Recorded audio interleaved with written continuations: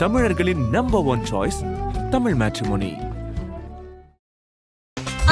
No compromise. உங்க சைடுலயும் எங்க சைடுலயும். It's a GT promise. GT Holidays, South India's #1 travel brand. பத்திரிகையாளர்களுக்கு தமிழ்நாட்டில் பாதுகாப்பு இல்லையா? பட்ட பகலில் செய்திக்காக ஒரு பத்திரிகையாளர் போறாரு. இந்த சமயத்தில் அவரை கடத்தி கொண்டு போய் டே லைட்டில் நடந்திருக்கு ஒரு கொடூரமான சம்பவம். நியூஸ் தமிழ் 24/7 திருச்சி மாவட்ட செய்தியாளர் கதிரவன், அவருடைய ஒளிப்பதிவாளர் செபாஸ்டியன், ஒரு மைண்ட்ஸை பற்றி நமக்கு ஒரு தகவல் வந்திருக்கு. இவர் அதுக்குண்டான எக்யூப்மெண்ட்ஸ்லாம் எடுத்துக்கிட்டு ட்ரோன் கேமராவோட இவங்க வந்து 30ஆம் தேதி காலையில் போகிறாங்க. பின்னால் வந்து ஒரு கார் வந்து நின்று இருக்கு. அவர் கொஞ்ச நேரம் அங்கே நின்னே இது எதுக்கு ட்ரோன் பறக்குதுன்றதை பார்த்துக்கிட்டே இருந்திருக்காரு. திரும்பவும் ட்ரோனை ரிவர்ஸ் எடுத்து திரும்பவும் போய் மூவ் பண்ணுறாங்க. அதுக்குள்ளே அந்த நபர் வந்து என்ன பறக்க விடுறீங்க அப்படின்னு கேட்டிருக்காரு. அப்போ இந்த நபர் வந்து அந்த குவாரிக்கு தொடர்புடைய நபராக இருக்கிறார். ஆனால் இந்த நபர் தான் அந்த தகவல் சொல்கிறார். வண்டி இறங்குடா இறங்குடா இறங்குடான்னு கதவை திறந்துட்டு வண்டிக்குள்ளேயே வச்சு, ஒரு வண்டிக்குள்ளேருந்து அவங்களால கால் தூக்கி ஃபைட் பண்ண முடியாதுல்ல, ஒரு 20க்கும் மேற்பட்ட நபர்கள் கொடூரமாக உள்காயத்தோட தாக்குறாங்க, கடுமையான தாக்குறாங்க. இந்த விமலநாதன் அப்படின்னா ஒரு ரவுடி பையன் வச்சு, பொறுக்கி பையன் கூட சொல்லலாம். இந்த விமலநாதன்ற கேரக்டர் யாருன்னா இந்த பழனி ஆண்டியோட எம்எல்ஏவோட மகன். கொடுமையாக தாக்கியிருக்காங்க. கொடுமையாக தாக்கிட்டு இவங்க 2 பேரையும் அப்படியே அடின்னு அடித்து விட்டுட்டு கெட்ட வார்த்தைகள் அசிங்கமாக திட்டிருக்காங்க. அந்த ஆடியோவெல்லாம் நம்மலாம் பார்த்துட்டோம். திரும்ப அதே தேஞ்சு போன ரெக்கார்டு மாதிரி நானும் அதை சொல்ல விரும்பலை.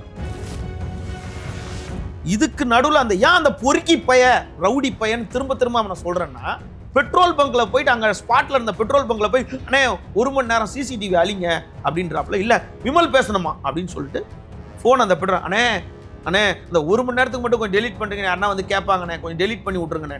விமல் அவனை அடிச்சிருக்கணும் விமல். அப்போ இவ்வளோ நேரம் அடிக்காமல் என்னடா பண்ணீங்க? அந்த ஆடியோலாம் வெளியே வந்துட்டு தானே இருக்கு.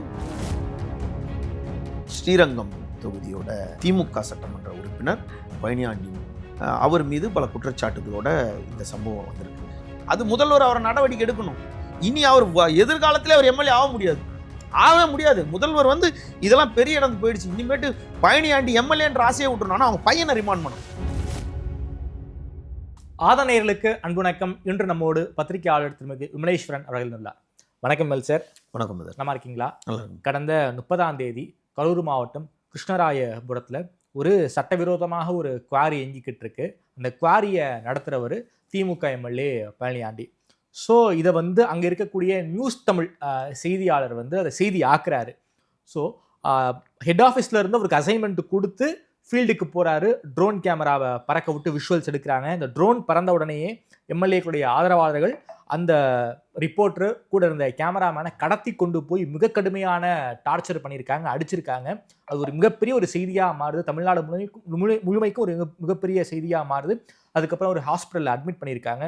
குறிப்பாக பத்திரிகையாளர்களுக்கு தமிழ்நாட்டில் பாதுகாப்பு இல்லையா? அதுவும் பட்ட பகலில் செய்திக்காக ஒரு பத்திரிகையாளர் போகிறாரு, செய்தியை வெளிப்படுத்துகிறாரு, லைவ் கொடுக்க போகிறாரு.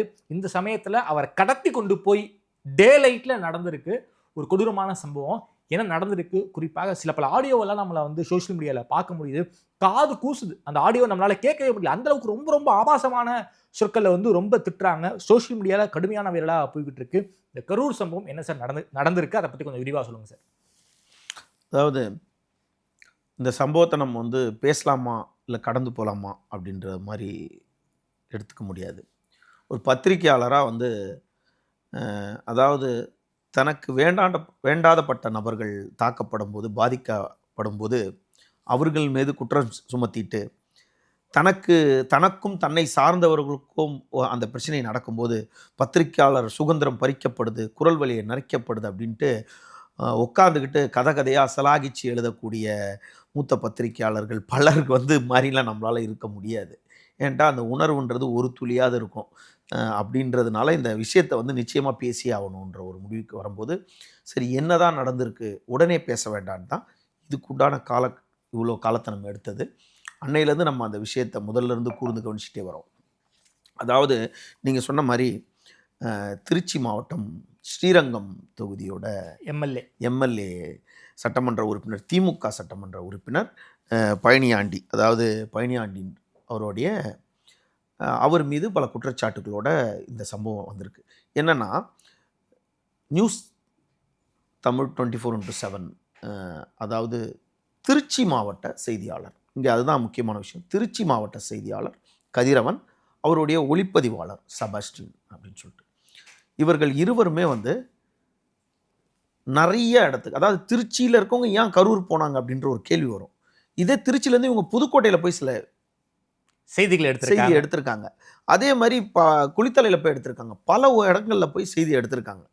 அப்படி மணப்பாறைக்கு போயிருக்காங்க, இங்கே போயிருக்காங்க. அப்படின்னும் போது நிறுவனத்தின் சார்பில் தான் ஒருத்தர் இயங்க முடியுமே தவிர இதுவரைக்கும் அந்த செய்தியாளர்களை மற்ற நிறுவனங்கள் மாதிரி இல்லாமல் நிறுவனம் இன்னமும் கைவிடாமல் இருக்கிறது பாராட்டக்கூடிய விஷயம். இப்போது இவங்க நிறுவனத்துக்கு தகவல் சொல்கிறாங்க, சார் இந்த மாதிரி ஏற்கனவே புதுக்கோட்டையில் அந்த மைன்ஸுக்கு போனோம், அப்புறம் இந்த மைன்ஸுக்கு போனோம், இப்போ ஒரு மைன்ஸை பற்றி நம்மளுக்கு ஒரு தகவல் வந்திருக்கு, இந்த தகவலை போய் எடுக்கலாமா அப்படின்னு ஆஃபீஸில் பர்மிஷன் கேட்குறாங்க. ஆஃபீஸில் கேட்டோன்னு உடனே போங்கன்னு சொல்ல மாட்டாங்க.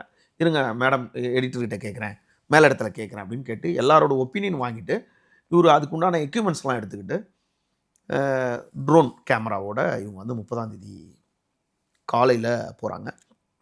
யார் இவங்களை கூட்டிகிட்டு போகிறா அப்படின்னு பார்த்தா, அதாவது இவர் கூட வந்து சுடலை கண்ணுன்னு சொல்லிட்டு ஒருத்தர் வந்து இவங்களை கூப்பிட்றாரு. இந்த மாதிரி இங்கே ஒரு பிரச்சனை இருக்குது, அதுக்கு நீங்கள் வரீங்களா அப்படின்னு கேட்குறாரு. யார் இந்த சுடலை கண்ணு அப்படின்னு பார்த்தீங்கன்னா, அவர் திருச்சிராப்பள்ளியை பேஸ் பண்ணவர் தான்.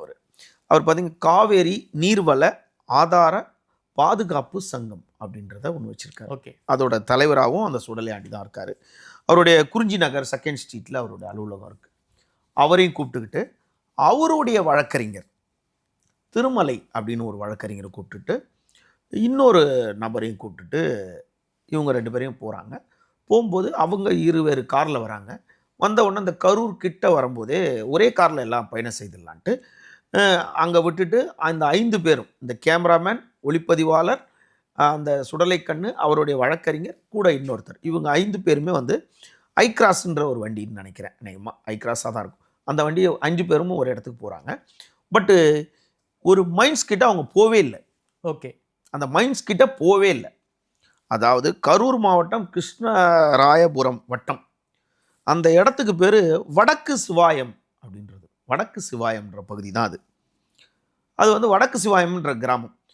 அந்த இடத்துக்கு போக ஸ்பாட்டுக்கே போகல. அதுக்கு முன்னாடியே இவங்க நின்றுட்டு என்ன பண்ணுறாங்க, கம்பெனிக்கு தொடர்பு கொண்டு ட்ரோனில் லைவ் கொடுத்துடலான்னு பார்க்குறாங்க. ஓகே, ட்ரோனில் லைவ் கொடுத்துடலான்னு பார்த்துட்டு அவங்க என்ன பண்ணுறாங்க, ட்ரோனில் லைவ் கனெக்ட் பண்ணி ஒரு 1/2 அன் ஹவராக இவங்க ட்ரை பண்ணிக்கிட்டே இருக்காங்க. ட்ரோன் வந்து மேலே லிஃப்ட் ஆன உடனே லைவ் கட் ஆகிடுது. ஓகே, இதே சூழ்நிலையில் இவங்க வந்து சரி ட்ரோன் போக மாட்டேங்குது அப்படின்னு கொஞ்சம் ட்ரை பண்ணிக்கிட்டே இருக்கும்போது கொஞ்சம் பறக்கலாம், 15 அடி, கொஞ்சம் 15 அடி பறக்கலான்னும் போது பின்னால் வந்து ஒரு கார் வந்து நின்று இருக்கு. ஓகே, அங்கேருந்து அந்த காரை ஓட்டிகிட்டு வந்த ஒரு நபர் வந்து இறங்கி தன்னோட உடல் உபாதையை ஓரமாக கழிச்சிட்டு சரி ஏதோ போகிற வண்டி போல் இருக்குது அப்படின்னு சொல்லிட்டு இவங்களும் கடந்து போயிட்டாங்க. அவர் கொஞ்ச நேரம் அங்கே நின்னே இது எதுக்கு ட்ரோன் பறக்குதுன்றதை பார்த்துக்கிட்டே இருந்திருக்காரு. இவங்க உடனே ட்ரோன் பறக்க அந்த ஏரியாக்கே போல் கொஞ்சம் தூரம் தான் பறந்து திரும்ப போது கட் ஆகிடுது. ஐயோ இது கட் ஆகிடுது, என்ன பண்ணலாம் அப்படின்னு சொல்லிட்டு திரும்பவும் ட்ரோனை ரிவர்ஸ் எடுத்து திரும்பவும் போய் மூவ் பண்ணுறாங்க. அதுக்குள்ளே அந்த நபர் வந்து என்ன பறக்க விடுறீங்க அப்படின்னு கேட்டிருக்காரு. ஆனால் இந்த நபர் தான் அங்கே தகவல் சொல்கிறார். ஓகே, அப்போ இந்த நபர் வந்து அந்த குவாரிக்கு சொந்தமாக தொடர்புடைய நபராக இருக்கிறார். உடனே என்ன பண்ணுறாங்க, இது எடுத்துக்கிட்டே இருக்கும்போது இவர் ஃபோன் பண்ணி சரி வாங்க வண்டி எடுத்துகிட்டு அப்படி போயிடலான்னு சொல்லிட்டு வண்டி எடுத்துகிட்டு கொஞ்சம் தூரம் இவர் வந்து என்ன பண்ணுறீங்க, யாரை கேட்டு எடுக்கிறீங்கன்னு இவர் கொஞ்சம் வாய் தகராறுன்னு சரி வேணாம் சார் அப்புறம் பார்த்துக்கலாம் சார் அப்படின்னு சொல்லிட்டு, அதாவது ஒரு எக்யூப்மெண்ட்ஸ் 2 கேமராக்கள், ட்ரோன் கேமரா, லேப்டாப்பு, அது உண்டான ஹார்ட் டிஸ்க்கு, மற்றபடி இந்த ட்ரைபேடு, தன்னுடைய கேமரா பேக்ஸ், லைட்டிங், இது எல்லாத்தோடைய அவங்க வந்து இருக்கிறாங்க. ஒரு வழக்கறிஞர் இருக்கிறாரு, ஒரு சோஷியல் ஆக்டிவிட்டிஸ், ஒரு அமைப்பை சேர்ந்த அதாவது அந்த அமைப்பை சேர்ந்த காவேரி நீர்வள ஆதார பாதுகாப்பு சங்கத்தோட அவர் நபர் இருக்கார். அவர்கிட்ட இவங்ககிட்ட போதுமான ஆகமனம் இருக்குது. சார் வாங்க சார் பார்த்துக்கலாம், இல்லை சார் வேண்டாம் சார் போகலாம் அப்படின்னு சொல்லிட்டு இவங்களுக்குள்ளேயே பேசிட்டு மூவ் பண்ணிடலாம் அப்படின்னு சொல்லிட்டு வண்டியை மூவ் பண்ணுறாங்க. வேறு இடத்துல போய் அந்த ட்ரோன் கேமரா பறக்க விடலாம், இந்த இடத்துலேருந்து கிடைக்கல அப்படின்னு மூவ் பண்ணுறாங்க. அதுக்குள்ளே ஒரு ஃபோன் பண்ணி சொன்னோன்னே 5 வண்டிகள் வருது. 5 வண்டியா 4 வண்டியா 6 வண்டியா இல்லை, 5க்கும் மேற்பட்ட வண்டி தான் சொல்லுவோம். ஓகே, வண்டி வருது. வண்டி வந்தோன்னே உங்களை குறுக்க நிப்பாட்டுறாங்க. நிப்பாட்டுறவங்க பிளாக் பண்ணிட்டாங்க. லாக் பண்ணிட்டாங்க. லாக் பண்ண உடனே இறங்குறது வந்து 4-5 பேர் இறங்குறாங்க. காவல்துறை என்ன சொல்லுது, சட்டமன்ற உறுப்பினர் அங்கே வரவே இல்லை அப்படின்னு சொல்லுது. ஆனால் இந்த தரப்பு நம்ம செய்தியாளர்கள், அதாவது எங்கே திரும்பினாலும் காம்பஸ் மாதிரி நம்ம செய்தியாளர்கள் பத்திரிகையாளர் பக்கம்தான் நம்ம இருப்போம் அப்படின்னு ஒரு பத்திரிகையாளர் பேசும்போது ஒரு பத்திரிகையாளர் பக்கம் தான் நம்ம இருப்போம், இவர் அவருக்கு தான் ஆதரவாக பேசுகிறாரு காவல்துறை நினைக்கும். காவல்துறை தரப்பில் என்ன சொல்லுது, எம்எல்ஏ அந்த ஸ்பாட்டில் இல்லை அப்படின்னு காவல்துறை சொல்லுது. நான் பாதிக்கப்பட்ட தரப்பு பத்திரிகையாளர் தரப்பு, அந்த சமூக ஆர்வலர், அது இல்லாமல் அந்த வழக்கறிஞர் கூட இருக்கும் எல்லாருமே அவர் இருக்காரு. இறங்கி வந்தோடனே அண்ணே அண்ணே அண்ணே விட்டுருங்கன்னு சொல்லும்போது வண்டி இறங்குடா இறங்குடா இறங்குடான்னு கதவை திறந்துட்டு வண்டிக்குள்ளேயே வச்சு ஒரு வண்டிக்குள்ளேருந்து அவங்களால கால் தூக்கி ஃபைட் பண்ண முடியாதுல்ல, ஒரு 20க்கும் மேற்பட்ட நபர்கள் கொடூரமாக உள்காயத்தோட தாக்குறாங்க. ஓகே, தாக்கியிருக்காங்க. கடுமையாக தாக்குறாங்க, தாக்காமலாம் கிடையாது, கடுமையான தாக்குறாங்க. கொடூரமாக தாக்கிட்டு இந்த செய்தியாளரும் இந்த வழக்கறிஞரும் இந்த செய்தியாளரை ஒளிப்பதிவாளரை பிடிச்சிட்டு போய் அவர்களோட வண்டி, அதாவது ஃபார்ச்சுனர் மாதிரி இருக்க ஒரு பெரிய வண்டியில் ஏற்றுறாங்க.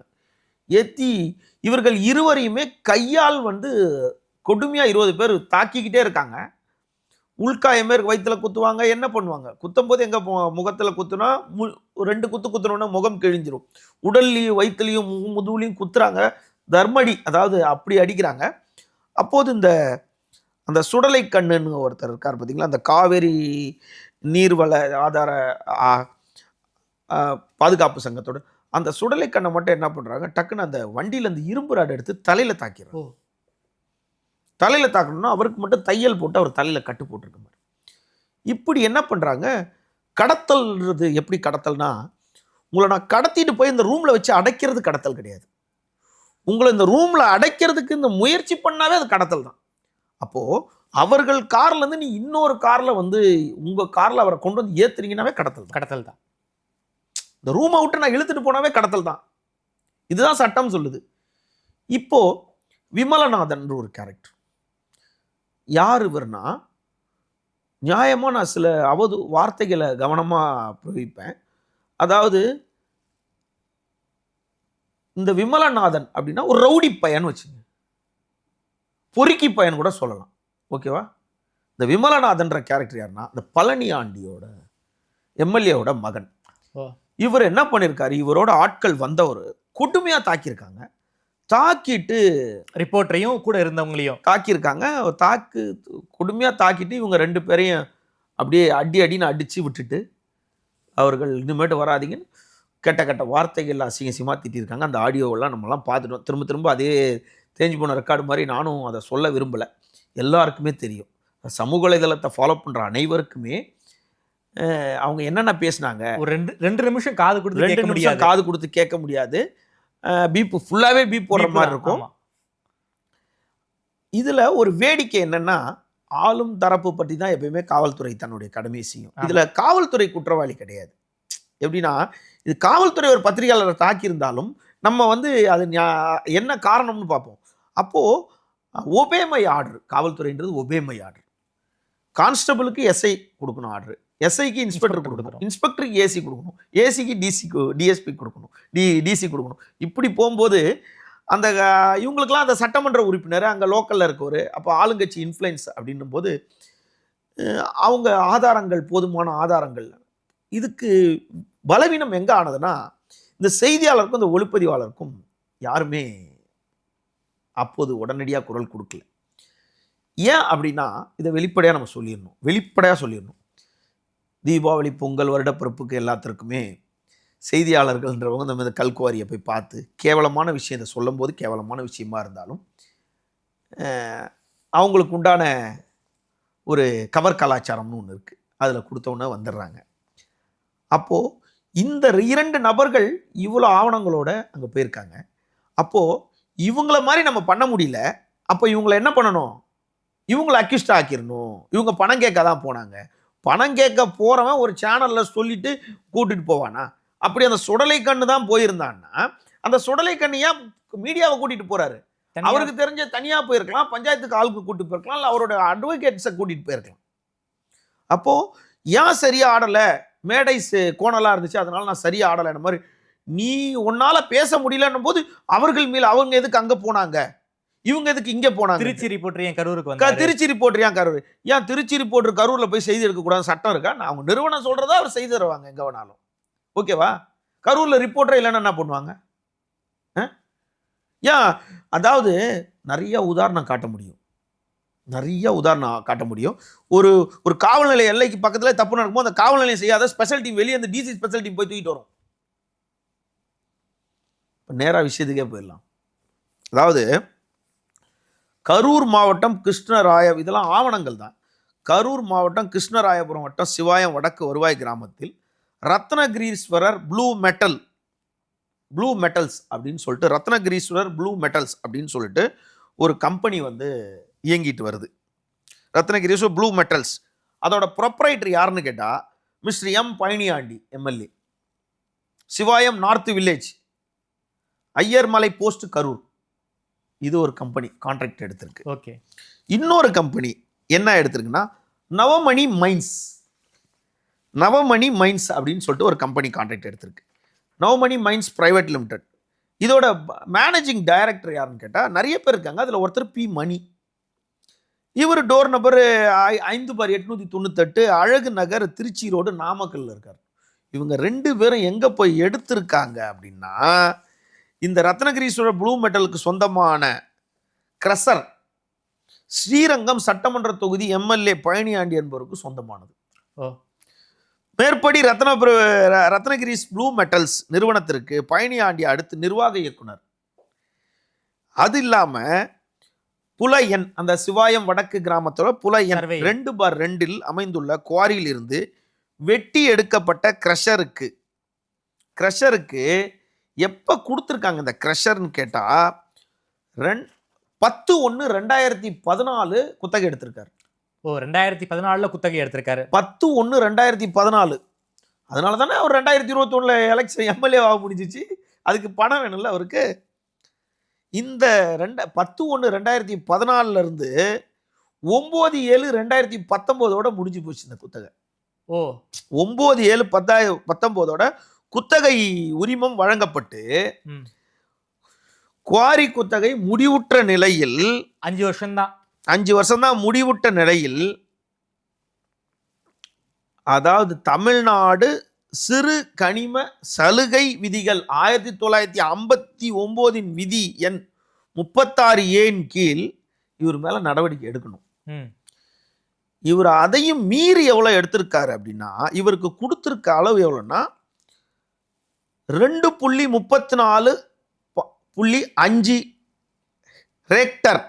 ஹெக்டர் பரப்பளவு தான் இவருக்கு கொடுத்துருக்காங்க. இதில் தான் இவர் எடுத்துக்கணுன்ட்டு. ஆனால் இவர் எடுத்தது எவ்வளோன்னா 5,36,250 கனமீட்டர் வந்து கற்களுக்கு இவர் எடுத்திருக்காரு. சுற்றி இருக்க கற்களை எடுத்திருக்காரு. இதுக்கு என்ன பண்ணுறாரு அப்படின்னா இதுக்கு வந்து இந்த பல பேர் புகார் கொடுக்குறாங்க. 4ஆம் மாதம் 2023 வந்து ஒரு ஆர்டர் ஆகுது. இவருக்கு எதிராக ஒரு ஆர்டர் ஆகுது. அதை இவருக்கு எப்போ இஷ்யூ பண்ணுறாங்க, பழனியாண்டி சோமரசம்பேட்டை ஸ்ரீரங்கம் வட்டம் திருச்சி மாவட்டத்துக்கு வந்து 2/5, அதாவது மே மாதம் 2ஆம் தேதி 2023 இவர் கொடுக்குறாங்க. என்ன கொடுக்குறாங்க அப்படின்னா உங்களுக்கு கொடுத்த பரப்பளவு வந்து புலையன் 2/2 உங்களுக்கு கொடுத்த பரப்பளவு 16,250 மீட்டர் தான் உங்களுக்கு கொடுக்குறது. அதன் சராசரி ஆழம் 33 மீட்டர் தான். ஆனால் நீங்கள் அனுமதியின்றி வெட்டி எடுக்கப்பட்ட கற்களின் அளவு கனமீட்டர் அப்படின்னா அதுக்கு ஒரு மீட்டர் வச்சிருப்பாங்க. கனமீட்டர் அளவு 5,36,250 கனமீட்டர் எடுத்திருக்கீங்க. கொடுத்த அளவையும் தாண்டி ரொம்ப அதிகமா போயிட்டாரு. ஆமா, அனுமதியின்றி எடுக்கப்பட்ட கற்களின் அளவு யூனிட்டில் 1,78,750 யூனிட். அதாவது இது கனிம விதி 36A உரிமைதாரருக்கு கீழ்கண்டவாரம் அபராதம் விதித்து இவருக்கு எவ்வளவு அபராதம் விதிக்கிறாங்கன்னா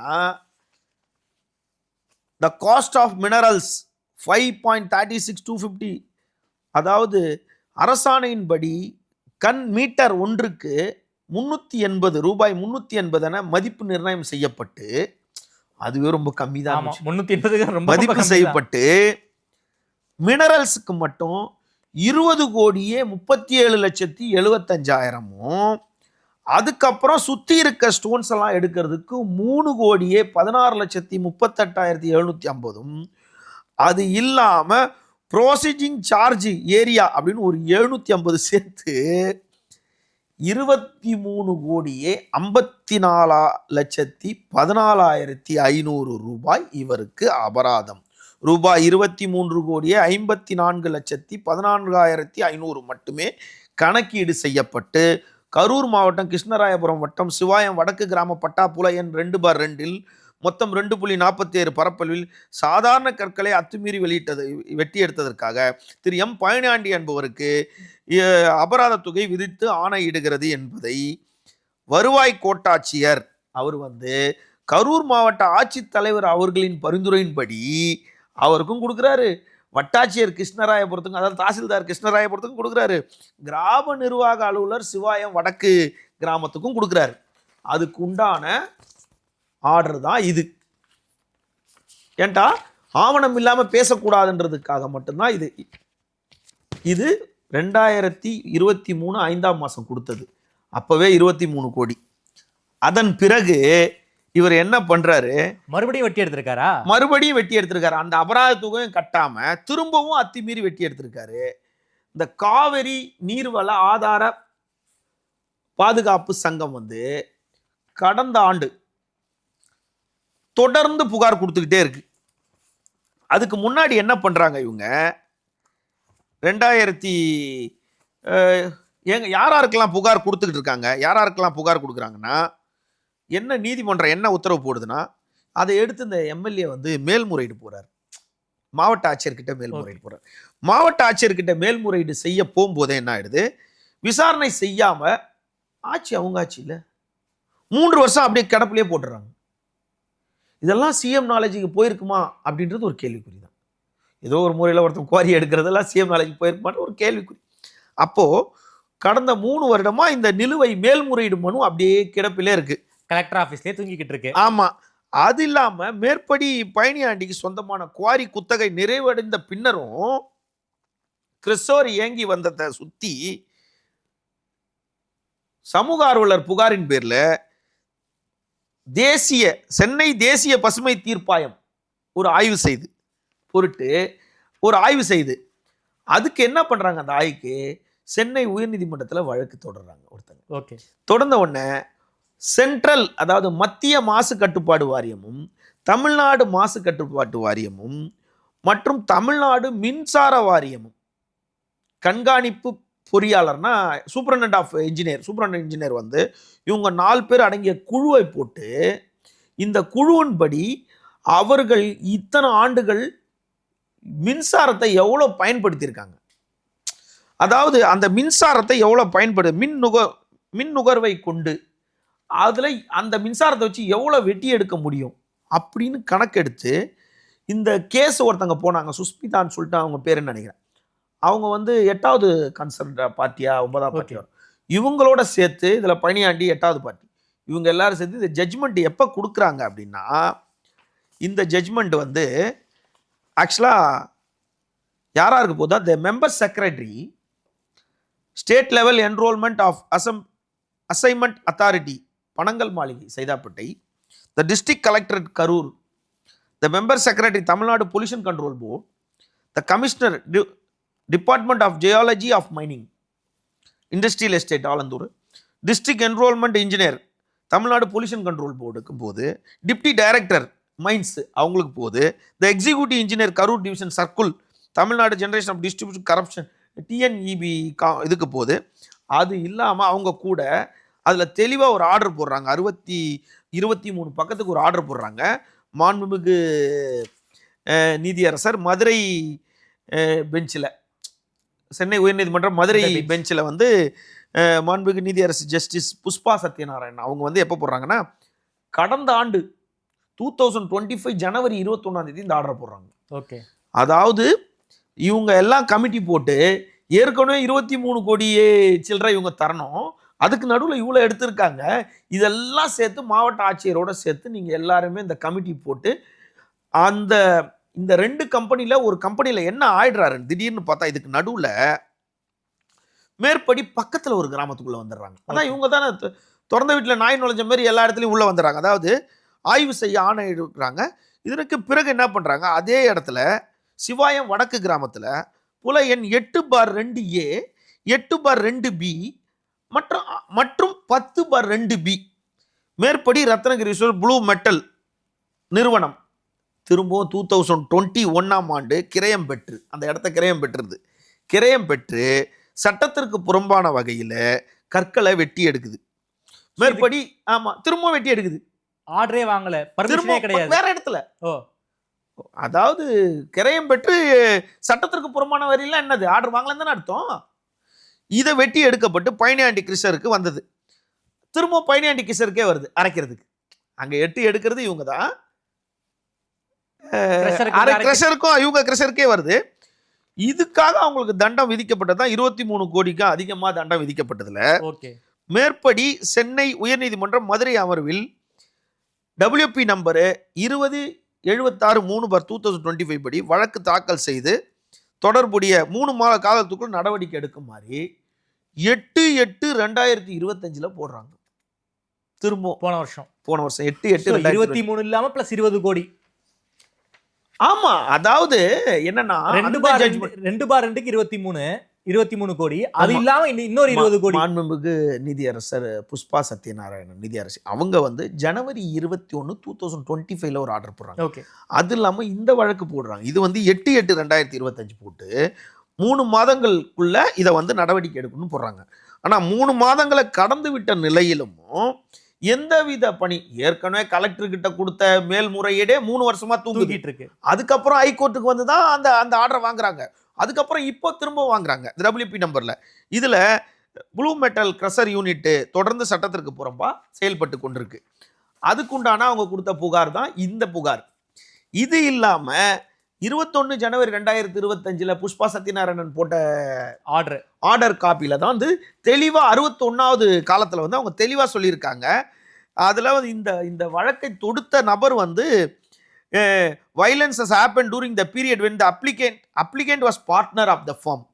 அப்ளிகண்ட் இதுல பார்ட்னர்ல இருக்காங்க, அதனால இவங்களும் பணம் கொடுக்க வேண்டியது இருக்கும். இதுக்கு நடுவில் என்ன ஆயிடுது, மற்றொரு கம்பெனியில அவங்க குத்தகை எடுக்கிறாங்களா, அந்த கம்பெனில இவரோட மகன், அதாவது பழனியாண்டி மகனே ஒரு டைரக்டரா மாத்துறாரு. யாரு நான் ஃபர்ஸ்ட் சொன்னேன், அது நியாயமா பார்த்தா புருக்கி பையன் சொல்லணும் அப்படின்னு சொல்லி ரவுடி பையன் சொன்னேன் பார்த்தீங்களா, அந்த ரவுடி பையனை ஒரு மெம்பர் ஆக்குறாங்க. விமலநாதன் நீ கும்பலை கூட்டிட்டு அடிச்சனா ரவுடி தானே, நீ கூலிப்படை வச்சு அடிச்சனா ரவுடி தானே நீ. அப்போ அவங்க கமிட்டி என்ன போடுறாங்க, regional officer MOEF Chennai and TNPCP, அதான் ஏற்கனவே சொன்ன மாதிரி மாசு கட்டுப்பாடையும் பொல்யூஷன் போர்டு, அதோட ஆர்டர் தான் நீதிமன்ற ஆர்டர் தான் இது. அதன் பிறகு மதுரை பெஞ்சில் இவங்க தாக்கல் செய்கிறாங்க. காவேரி மற்றும் நீர்வள ஆதார பாதுகாப்பு சங்கம் 2012 போட்டுக்கிட்டு இருக்கு. சுடலை கண்ணு அப்படின்றவர் நாச்சியம்மாள் கடை பஸ் ஸ்டாப்பு, விவேகானந்த ரோடு, வீட்டுக்கார வாசல், ஈரோடு, அந்த விலாசத்தில் the secretary revenue department secretariat, the commissioner of geology of mining அவங்களுக்கும், the chairman Tamil Nadu pollution control board, the district collector of Karur அவங்களுக்கு ஏற்கனவே 2025 த ரிஜிஸ்ட்ரேஷன் நம்பர் அவங்க சங்கத்து 2025 WP நம்பரில் அவங்க அந்த வழக்கு போட்டு அந்த வழக்கை அவங்க நடத்துகிறாங்க. அதுக்குண்டான ஆதாரம். அது இல்லாமல் இவங்க அந்த காவேரி நீர்வள ஆதார பாதுகாப்பு சங்கம் சுடலை பிரசிடென்ட் அவர் என்ன பண்ணுறது, secretary revenue department, the commissioner of geology of mining இவங்களுக்குலாம் புகார் கொடுத்துருக்காரு. இந்த கேஸ் நம்பரோட போட்டு இதையும் ஒரு 10 பக்கத்துக்கு புகார் கொடுத்துருக்காரு. இதில் நம்ம தெரிஞ்சுக்க வேண்டியது என்னன்னா, Ratnagiriswarar blue metals Ms name of lease Ms Palaniyandi Palaniyandi, quarry of number 2/2, date of expiry of lease 97/2000 2019 7ஆம் மாதம் 9ஆம் தேதியோட முடிஞ்சிருது. The Navamani mines private limited quarry number 15/1 15/2 February month of 2029 தான் அவங்களுக்கு முடியுது. இப்போ இதுலயே அவங்க மகன் ஒரு பார்ட்னரா இருக்கிறாருன்னு. அதுக்கப்புறம் DRS கிரஷர் ரத்னம்னு ஒருத்தர் 30 பார் இதெல்லாம் தனியாக அவர் கொடுத்துருக்காரு. இதில் Pioneer MLA second one is owned of his son Mr. Vimalanathan. The raw material of the Ratnagiri blue metal crusher supplied with quarry 2/2 Shiva North Village Krishnarayapuram taluka. அதில் அவங்க கம்ப்ளைண்ட்ல மென்ஷன் பண்ணியிருக்காங்க. இது நம்ம வந்து இட்டுக்கட்டி சொல்லலை. இது இல்லாமல் நமக்கு ஒரு தகவல் என்னன்னா, இதில் நம்ம எடுத்த தகவல் படி அந்த கிரஷரோட புகைப்படங்கள், இந்த கிரஷர் என்ன பண்ணியிருக்காங்க, அதான் நம்ம படத்தெல்லாம் பார்ப்போம்ல, தெலுங்கு படத்துலலாம் ஒரு 100 லாரிகள் உள்ள வந்து பள்ளம் தோண்டி எடுக்கிற மாதிரி, இப்போ கூட அந்த 10 தலை படத்தில் எடுக்கிற மாதிரி வெட்டி வெட்டி எடுத்திருக்காங்க. அதாவது வெட்டி எடுக்கப்பட்டுருச்சு இந்த இடத்த மட்டும். இதுதான் அந்த கிரஷர். Site 8/A. இதில் தெளிவாக போட்டிருக்கு, Sivayam north village Krishnarayapuram taluka 2/A 8/2B. இது வந்து இதை ஃபுல்லாக கூகுள் இமேஜ் படி அந்த இடமே காணும். அப்போது எவ்வளோ தூரத்துக்கு எடுத்திருப்பாங்க அப்படின்ட்டு ஒன்று இருக்குது. அது இல்லாமல் கடைசியாக 2025ஆம் ஆண்டு இந்த 8ஆம் மாதம் 8ஆம் தேதி போட்ட ஆர்டரில் மாண்புமிகு நிதியரசர் மிஸ் ரமேஷ் அண்டு லட்சுமி நாராயணன் அவர்கள் போட்ட வழக்கில் வந்து ஆர்டரே போட்டிருக்காங்க. ஆக்சுவலாக 20/763 இந்த ஆர்டர் தான் நம்ம சொன்னேன், 8/8/2025. இதில் அந்த ஆர்டரில் என்ன போட்டிருக்காங்க, without going on to merits petitioner representation the concern of the petitioner update filed the opportunity of interested parties within a period of 3 months for the date of receipt of copy of this order. 3 மாத காலம்னா 8/8/2025 போட்டதுக்கு 3 மாத காலம்னா 9/10/11 12/1. அப்போ இந்த பார்ட்டியை case போட்ட காவேரி மற்றும் நீர்வள பாதுகாப்பு சங்கம் அவர் தான் இந்த ஆர்டரை வாங்குறார். அப்போ 8/8/2025 ஆர்டர் போட்டு 3 மாதம்னா 9/8 10/8 11/8 முடிஞ்சிச்சு. அப்போ 12/1 வரப்போகுது. அப்போ எக்ஸ்ட்ரா 3 மாதம் முடிந்தும் அவங்க மேலே நடவடிக்கை எடுக்கலை அப்படின்னும் போது ஒரு செய்தியாளருக்கு என்ன வேணும்? புகார்தாரர் வேணும். கமிஷனர் அலுவலகத்தில் எல்லாரும் போய் புகார் கொடுக்குறாங்க. புகார் கொடுத்துட்டு கீழே வந்து பத்திரிகையாளரை சந்திப்பாங்க. என்ன நடந்துச்சுன்றதை பத்திரிகையாளர்கிட்ட சொல்லுவாங்க. கரெக்டுங்களா? அப்போது ஒருத்தர் கோர்ட்டுக்கு போய் ஆர்டர் வாங்குறாரு. அப்போ அங்கே வந்து என்ன பண்ணுறாரு, இந்த மாதிரி ஒரு ஊடகத்துக்கிட்ட நீங்கள் இந்த மாதிரி ஆர்டர் இருக்குங்க அப்படின்னு சொல்லிட்டு இவ்வளவு ஆர்டரையும் எடுத்துக்கொண்டு வாங்குங்க, இந்த மாதிரி திரும்ப எடுக்கிறாங்க, உங்களுக்கு ஒரு நல்ல பிரேக்கிங் தரேன் அப்படின்னு. ஒரு செய்தியாளருக்கு என்ன தேவை? பிரேக்கிங் தான். ஒரு வக்கீலுக்கு என்ன தேவை? நல்ல ஜட்ஜ்மெண்ட்டை ஆர்கியூமெண்ட் வாதாடி நல்ல ஜட்ஜ்மெண்ட் வாங்குறது தான். அதுதான், இதுதானே எல்லாருக்குமே ஒன்று. அப்போது ஒரு செய்தியாளர் இன்றைக்கி ஒரு பிரேக்கிங் எடுக்கணும் அப்படின்ட்டு போகிறாரு. இப்போது உங்களுக்கு வந்தால் ரத்தம், நீங்கள் எல்லாரும் எழுதுனது இல்லாமல் நீங்கள் வாய்க்கு வந்ததை தனி மனித அந்தரங்கத்தையும் மற்ற விஷயத்தையும் பொம்பளைங்க விஷயத்தையும் எதெல்லாம் ஊடகங்கள் வெளியிடக்கூடாது அதெல்லாம் நீங்கள் வெளியிடுவீங்க. ஒரு செய்தியை வெளியிடக்கூடாதுன்னு கவர்மெண்ட் ஒரு ரூல்ஸையும் போட்டு அதையும் மீறி வெளியிடுவீங்க. ஒரு சம்பவம் நடந்து 40 நாள் பொறுத்து அந்த இடத்துக்கு போய் வாங்கிட்டு வருவீங்க நீங்கள். அப்போ உங்களுக்கு வந்தால் ரத்தம், இவ்வளோ டாக்குமெண்ட் எடுத்துகிட்டு ஒரு செய்தியாளரும் ஒரு கேமராமேனும் போனால் அவனுக்கு வந்தால் தக்காளி சட்னியா? அப்போது இந்த புகார் மீது தாக்கப்பட்ட பாதிக்கப்பட்ட செய்தியாளர்கள், வழக்கறிஞர் அவங்க பார்த்துப்பாங்க, சோசியல் ஆக்டிவிஸ்ட் அவங்கள பார்த்துப்பாங்க. ஒரு பத்திரிக்கையாளர் எதன் அடிப்படையில் போயிருக்காரு? அப்போ அந்த பத்திரிக்கையாளர், அதாவது ஒரு பழமொழி சொல்லுவாங்க, அதாவது உபகாரம் இல்லைன்னா கூட உவத்தியம் பண்ணாதீங்க அப்படின்ட்டு. நீங்கள் தனியாக விலகியாவது போங்க, அவன் மேலே அலிகேஷன் பண்ணாதீங்க. அவன் நிறுவனத்துக்கு சொல்லி தான் போயிருக்கான். அந்த ஆடியோலாம் வெளியே வந்துட்டு தானே இருக்குது. இதுக்கு நடுவில் அந்த பொறுக்கி ரவுடி பையன் திரும்ப அவனை சொல்கிறேன்னா, பெட்ரோல் பங்கில் போயிட்டு அங்கே ஸ்பாட்டில் இருந்த பெட்ரோல் பங்கில் போய் அண்ணே 1 மணி நேரம் சிசிடிவி அழிங்க அப்படின்றாப்புல, இல்லை விமல் பேசணுமா அப்படின்னு சொல்லிட்டு ஃபோன் அந்த பெட்ரோல் அண்ணே இந்த 1 மணி நேரத்துக்கு மட்டும் கொஞ்சம் டெலீட் பண்ணுறீங்க, அண்ணா வந்து கேட்பாங்கண்ணே, கொஞ்சம் டெலீட் பண்ணி விட்ருங்கண்ணே. விமல் அவனை அடிச்சிருக்கணும் விமல். என்ன அப்போ இவ்வளோ நேரம் அடிக்காமல் என்னடா பண்ணீங்க? எல்லாம் அடிச்சு தானே விட்டீங்க. அப்போது எம்எல்ஏ அங்கே இருந்தார் இல்லைன்ற விஷயத்துக்கே நம்ம போகல. நம்ம நேர்காணலில் எம்எல்ஏ அங்கே இருந்தார் இல்லைன்ற விஷயத்தையே போல, அதை விசாரிக்க வேண்டியது போலீஸ். ஆனால் இவ்வளோ ஆதாரம் இருக்கு, அந்த விமலானா தானே ஏன் கைது பண்ணல? அந்த செய்தியாளருக்கு 2 குழந்தைங்க இருக்கு, ஒரு பெண் குழந்தை ஒரு ஆண் குழந்தை. அந்த ஒளிப்பதிவாளருக்கு ஒரு பையன் 10வது படிக்கிற பையன் ஒருத்தன் இருக்கான். அப்போ அவங்களோட வாழ்வாதாரம் என்னாச்சு? சரி, ஹாஸ்பிட்டல்லேருந்து அவர் ஜிஹெச்சில் போய் அட்மிட் பண்ணுறாங்க, 6வது மாடியில் வச்சுருக்காங்க, ஐசியூவில் இருந்தாங்க, அப்புறம் நார்மல் வார்டுக்கு வந்தாங்க. அதாவது ஊடகங்கள்லாம் அறிக்கை விட்டாதான் செய்தியாளர் இப்போ காவல்துறை நடவடிக்கை எடுக்குமா? ஊடக சங்கங்கள்லாம் அறிக்கை விடணுமா? ஊடக சங்கங்கள்லாம் ஒவ்வொன்றும் வடக்கு துருவம் தென் துருவமா இருக்கு. அதனால காவல்துறை எந்த ஊடக சங்கங்களையும் உயர்வாகவும் தாழ்வாகவும் எடுத்துக்கூடாது. எல்லாமே ஒருவருக்கு காந்தம் இரும்பு போல் ஒன்று ஒரு இடத்துல ஒட்டிக்கிட்டு இருக்கு. அதனால இங்க அவங்களுக்கு வந்தா மட்டும் பத்திரிகையாளர் குரவழியை ஒழிக்கணும், ஒட்டுமொத்த பத்திரிகையாளர் குரவழி என்னங்க, இதே மற்றவனுக்கு தலங்கும் போது, அதாவது ஒரு குறிப்பிட்ட ஒரு விஷயத்த சொல்லணும்னா, முன்னாள் ஜாங்கிட் ஒரு ஐபிஎஸ் ஆஃபீஸர் அவர் இருக்க முன்னாடி ஒரு செய்தியாளரை முதல் தாக்குறாங்க. அவர் மேலே தப்பும் இருக்கு. தாக்கும்போது ஒட்டுமொத்த பத்திரிகை அமைப்பும் அவர் பக்கத்தில் போய் காவல்துறை அதிகாரி பக்கத்தில் போய் நின்றுச்சு. இன்னைக்கு ஒரு கான்ஸ்டபிள் ஒரு செய்தியாளரை சட்டையை பிடிச்சி இழுத்துட்டு போய் ஒரு எஃப்ஐஆர் போடுற அளவுக்கு வந்துருச்சுன்னா அதுக்கு காரணம் நீங்கள் தான். உங்களை எவ்வளோ நாள் மதிப்பாங்க? அந்த நிறுவனத்தில் இருக்க வரைக்கும் அந்த ஐபிஎஸ் டேபிளில் உட்கார வச்சு 20 நிமிஷம் காப்பி கொடுத்து பேசுவார். அந்த நிறுவனத்தில் விட்டு அந்த லேபிள் போயிடுச்சுன்னா நீங்கள்லாம் அட்ரஸே இல்லை. காவல்துறை இதில் நம்ம விமர்சிக்க வேண்டிய விஷயமே கிடையாது. காவல்துறை ஒபே மை ஆர்டர். இதுக்கு நம்ம காவல்துறை விமர்சனமே பண்ணலை. செய்தியாளர்கள் அதாவது சேற்றை அள்ளி இறக்கிறாங்க. இவ்வளோ ஆவணங்கள் இருக்கு. அப்போ இவ்வளோ ஆவணங்களை ஒரு செய்தியாளர்கிட்ட கொடுத்தா அதை வெளியிடுறதானே அந்த செய்தியாளரோட நடுநிலை. அவனோட செய்தியாளருக்கு என்ன பஞ்சம்? செய்தி தானே பஞ்சம். அப்போ கொடுக்கறதானே எடுப்பாங்க. அப்போ எம்எல்ஏ திமுக எம்எல்ஏ, நான் இப்பயும் திமுக எம்எல்ஏவை குற்றம் சொல்லலை. அவர் பணம் கட்டாததுக்கு நீதிமன்றத்திலேயே அவமானம், அது அவருக்கு தண்டனை கட்டி தான் ஆகணும். அது முதல்வர் அவரை நடவடிக்கை எடுக்கணும்.